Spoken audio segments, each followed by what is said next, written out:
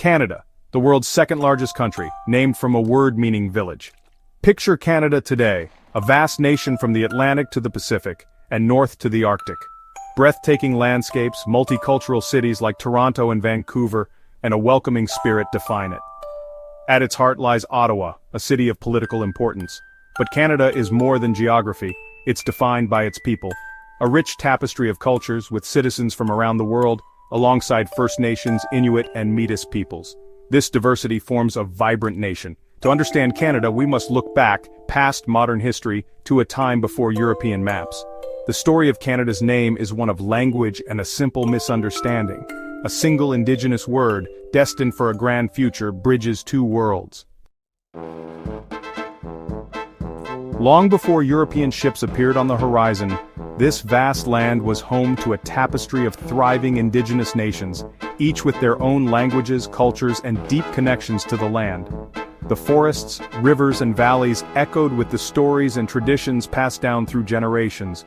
Among these diverse peoples were the St. Lawrence Iroquoians, who built their lives along the Great River.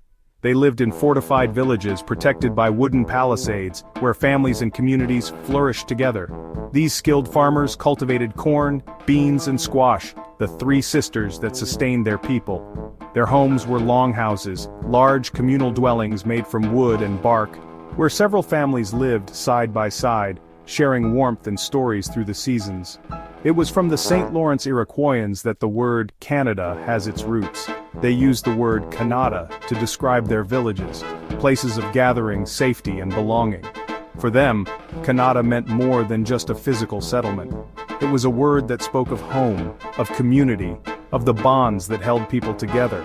It was a place where children played, elders shared wisdom, and families celebrated the rhythms of life.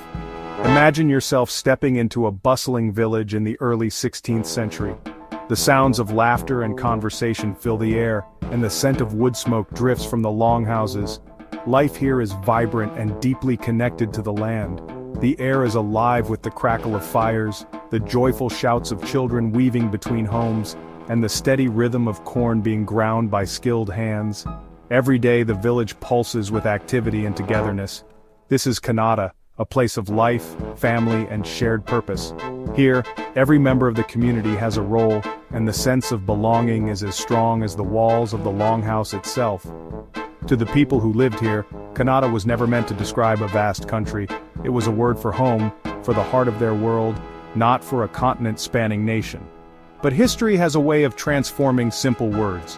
When European newcomers arrived, they overheard Kanata and misunderstood its meaning, believing it referred to the entire land. In the ears of these explorers, the word took on a new and unexpected significance. What was once a word for a village began to represent something much larger. This simple misunderstanding set in motion a chain of events that would eventually give a name to the second largest country on Earth, a name rooted in Indigenous language and history. The journey of the word Kanata is extraordinary. From a humble village, it traveled across maps, languages, and centuries, becoming a symbol of a nation.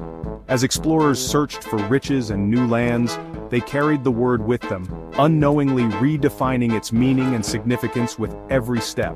And so, this humble word, once spoken in the heart of a village, was on the verge of a grand transformation, forever linking the story of Canada to its Indigenous roots.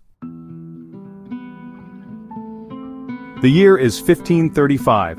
The world is on the edge of discovery, and the great powers of Europe are racing to chart new lands and claim new riches. In the midst of this age of exploration, a French expedition sets sail across the Atlantic, braving unknown waters and the threat of storms, disease, and the vast, uncharted wilderness of North America. At the helm is Jacques Cartier, a skilled navigator and ambitious explorer, embarking on his second voyage to the New World. His mission is clear: to find a western passage to Asia, a route that could transform France's fortunes and reshape the map of the world. Cartier's ships push up the mighty St. Lawrence River, a waterway that winds deep into the heart of the continent. The river is both a highway and a mystery, its shores lined with dense forests and dotted with villages unknown to European eyes. Along these banks, Cartier and his crew encounter the St. Lawrence Iroquoians. For the first time, two worlds meet face to face, cultures with different languages, beliefs, and ways of life, each trying to make sense of the other. Near the village of Stadacona, close to what is now Quebec City, Cartier is greeted by two young men. They are curious, cautious, and eager to communicate, offering gestures and words to bridge the gap between their peoples.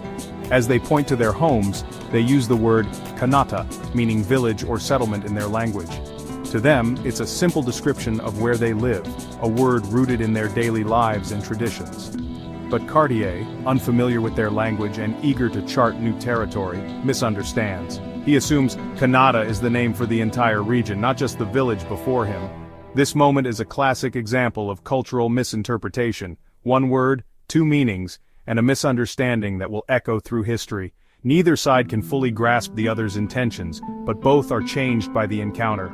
Cartier, always searching for signs of kingdoms and riches, believes he has found the name of a new land. He records Canada in his journals, convinced he has discovered a place of great importance.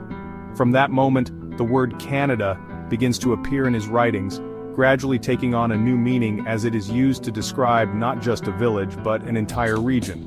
Over time, the name is lifted from its original context and applied to a much larger area, spreading across maps and into the minds of explorers, settlers, and eventually, the world. A word that once meant village is transformed step by step into the name of a future nation. The story of Canada begins with a simple exchange, a misunderstanding that would shape the destiny of a continent.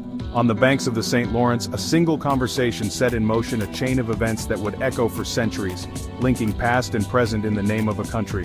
The name Canada was on its way to becoming a geographical fact, a symbol of a land shaped by encounters, misunderstandings, and the enduring power of words. Cartier's reports intrigued European cartographers. They labeled the St. Lawrence region with the new name, Canada. The misunderstanding was set in ink on maps. Initially, it denoted a small area around Stadacona and Hochelaga. As explorers pushed inland, the territory labeled Canada expanded. By the early 17th century, Canada was the heart of New France. The Iroquoian word Kanata had transformed into a vast colonial territory. The mapmaker's pen turned a misunderstanding into a geographical fact. In the 17th and 18th centuries, Canada was France's key colony. The name was synonymous with the French settlers' new homeland.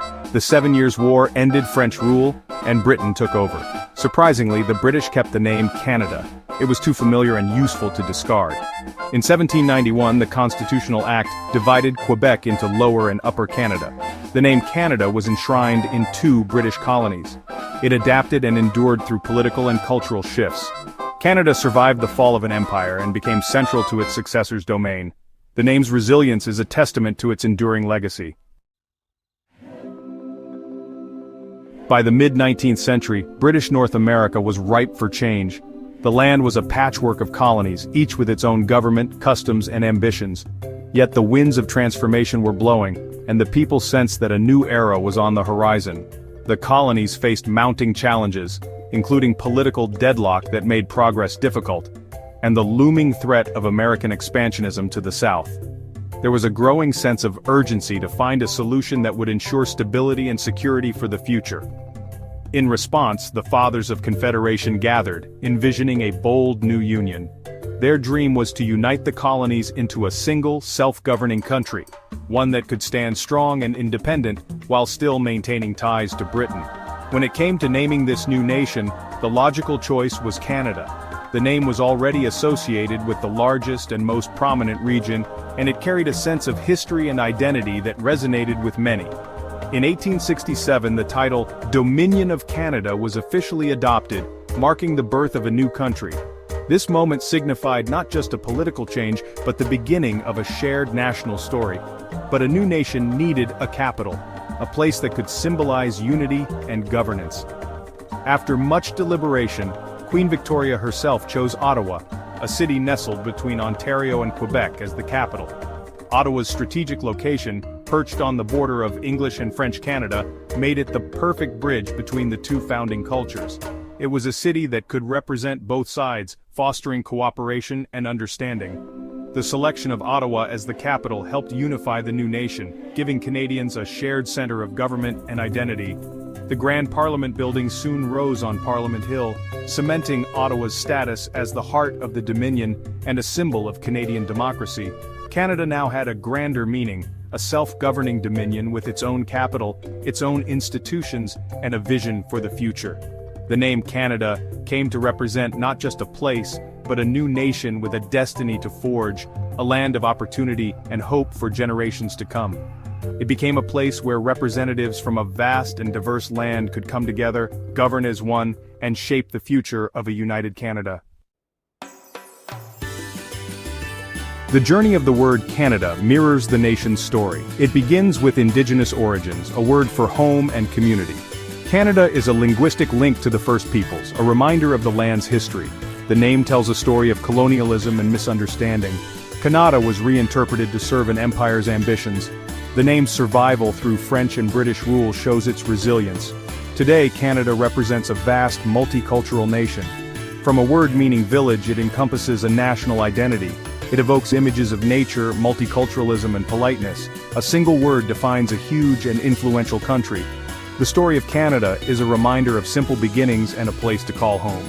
If this story gave you new insight, like, subscribe and share your thoughts.